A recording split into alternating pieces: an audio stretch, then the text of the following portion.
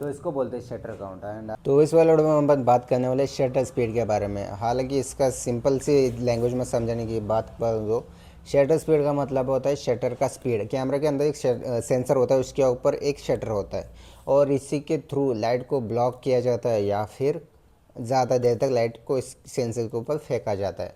तो इतना याद रखो बेसिक्स में। अगर हम कुछ ज़्यादा टेक्निकल चीज़ें बात नहीं करते तो एक ही चीज़ याद रख सकते हो आप।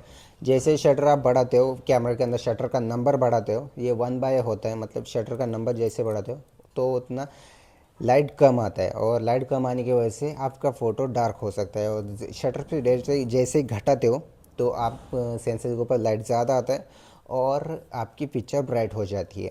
याद रखो, हम शटर स्पीड के बढ़ाते हैं ना, वो 1/, में होता है। मतलब हम शटर की ओपनिंग का जो टाइमिंग है वो कम कर रहे हैं। अगर हम ओपनिंग का टाइमिंग बढ़ाएंगे तो ज़्यादा लाइट अंदर आएगा। एंड ओपनिंग का लाइट बढ़ाने के लिए हमको ओपनिंग स्पीड बढ़ानी पड़ेगी, जिससे हम 1/, मतलब 1 सेकंड तक आता है।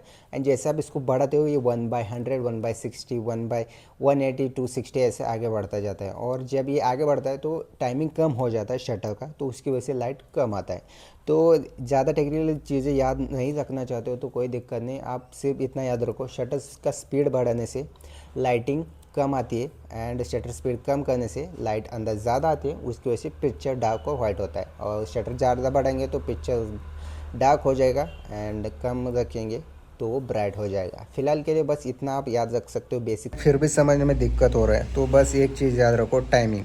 ज़्यादा टाइम मतलब ज़्यादा लाइट, कम टाइम मतलब कम लाइट, दैट्स इट।